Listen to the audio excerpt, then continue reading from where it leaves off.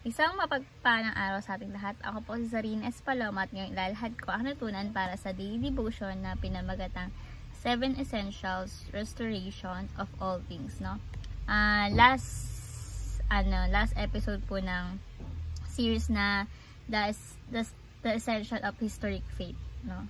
So bukas is panibago na naman po tayong series. So yung ating scripture po is Acts chapter 3 verses 21, and sinasabi po dito na heaven must receive him until the time comes for God to restore everything, as He promised long ago through His holy prophets. So yung hatulan po natin ngayon is the doctrine of the restoration of all things. Kumbaga, paano nang balik na natin bagay, no? So number 1 is the ascensions of Christ is about conquest, no? Yung ascension daw po na sinasabi na yan daw po yung doktrina, no, na patunay na ang Panginoong Hesukristo ang naghahari ngayon, no? At yung implication po dito is ang implication po ng ascension dito sa mundo is yung conquest, no? Pag sinabi pong conquest means yung sasakupin ng Panginoon yung buong mundo. Ang ating Panginoong Hesukristo, sakupin niya yung buong mundo. Ay yung pinatawag na conquest, no? At lahat ng bansa is mapapailalim sa kanyang kapangyarihan. So, ayun nga po, diba, na-discuss po natin sa second coming of Jesus Christ is lahat talaga is babalik sa kanya. May restore, no? Next is Jesus will come back to complete the project of restoration. So, yung ating Panginoong Hesukristo is muling magbabalik, no? At sa kanyang pagbabalik is kukumpletuhin niya lahat ng proyekto ng pagbabago sa mundo, sa tao, sa lahat ng bagay, no? Babaguhin niya lahat. At sa pagbabalik natin Panginoong Hesukristo, ay na yung final seal, no? Means, tapos na yung proyekto. Kasi nga, nakabalik na siya. So, pagbalik niya, kukumpletuhin yung proyekto, then, magiging final end. Tapos na yung magiging proyekto ng ating Panginoong Hesukristo. So, si God, hindi pwede sa kanya manatili yung kasamaan. Diba? Sino ba naman ang gusto manatili sa kasamaan? No? Miski yung ating Panginoon o tagapagligtas is hindi niya talaga gusto. Hindi pwede na manatili tayo sa kasamaan. Tutuldukan niya yon at babawiin niya lahat ng kanyang nilikha, no, na nahulog sa mga kasalanan. At ang gusto niya is babalik sa kanya lahat ng yon. So, Jesus will come back to complete the project of restoration. Next is, God's promise will not be broken. So, yung pangako ng ating Panginoong Hesukristo sa Old Testament pa lamang, no? May pangako na siya doon, and hindi niya yun hindi pwedeng tuparin, no? Hindi yun masisira yung pangako niya, no? So, mangyayari, ang mga lahat ng tao is mananampalataya sa Kanya. Lahat magi-disciple at lahat madi-disciple, no? Because of God's promises. May pangako ang Diyos na i-restore niya yung buong mundo. Yung nga po yung sinabi ko, no? Sa kanyang pagbabalik is may proyekto siya na gagawin. And matatapos lahat sa kanyang pagbabalik, no? Si God, I believe God is so powerful. Yeah. Ang ating Panginoong Hesukristo ay talagang powerful, no? Sa lahat ng bagay. At walang makakatumbas nun sa Kanya. So, bilang application, may sasabuhay natin to is number 1, study the doctrine of ascension.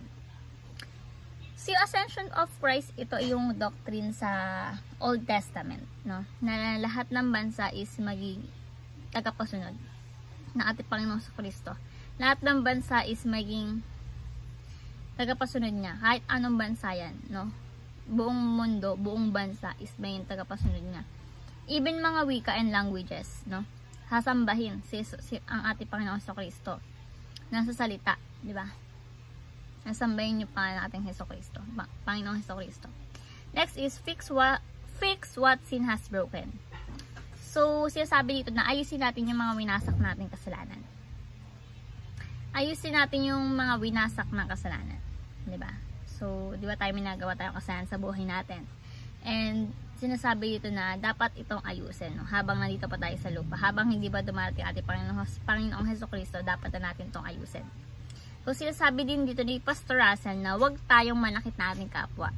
Kasi kapag nananakit tayo sa kapwa, bali, winawasak tayo ng kasalanan eh, di ba?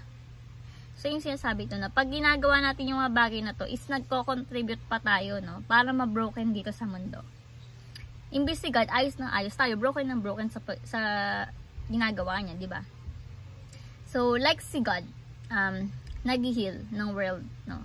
Tapos, ikaw pa na sira ka lang, di ba? Yung sinasabi ko earlier. So, yung kasalanan, ginagawa niyan, iswasakin lahat na nilikha ng ating Panginoon Jesucristo. Lahat ng nilikha ng ating Diyos is gusto niyo wasakin. No? So, tayo mga Kristiyano, pag tinanggap na natin ebanghelyo is yung kaharian ng Diyos sa ating buhay. No? Yung buo nating pagkatao, inaayos ng ating Diyos. No? At hindi lang inaayos ng ating Diyos yung pagkatao natin. Even relasyon natin sa family, sa friends, churchmate, jowa o meron man, inaayos din po natin Panginoon sa Kristo. Kasi, hindi pwede yung nakakilala ka nga sa ating Panginoon sa Kristo, pero yung relasyon mo sa iba is hindi naman maayos. Hindi naman daw po pwede yung ganun, no? Then, so tayo is kabilang, no? At ginagamit tayo ng Diyos to fix what sin is broken. So, fix what sin has broken, no? Sa buhay natin is wag nating hayaan sirain tayo ng kasalanan, no? Wag natin hayaan talaga kasi imbis na dagdagan natin, ayusin na lang natin yung mga winasak na kasalanan na ginagawa natin. Next is build the future. So si God is binibuild niya yung future towards the beautiful world, towards the better world, no? At kukumpletuhin niya yung proyekto ng pagsaayos sa mundo. Ayun nga po yung sasabi ko kanina, no? Na Jesus will come back to complete the project of restoration, no? May sa second coming of ni Christ is babalik siya, tatapusin niya lahat ng proyekto niya, no? So lahat tayo ay builders. Dapat lahat ng ginagawa natin is godly, no? Maka-Diyos. Kasi ito yung ginagawa ng ating Panginoong right now eh. Lahat ng ginagawa niya is godly, no? So, He's building a better world, mundo ng maka-Diyos. And lahat tayo is mag-build towards that. So, ayun nga pinatutunan ko is, lahat tayo is kailangan manumbalik sa ating Panginoon Jesucristo, no? Restoration of all things. Sa kanyang pagbabalik, lahat manunumbalik sa kanya. Even yung mga makasalanan na tao, no? So, kailangan natin is maniwala at manampalataya lang sa ating Panginoon Jesucristo. So, ayun lang po ang natutunan. Thank you po sa pakikinig at God bless po sa ating lahat.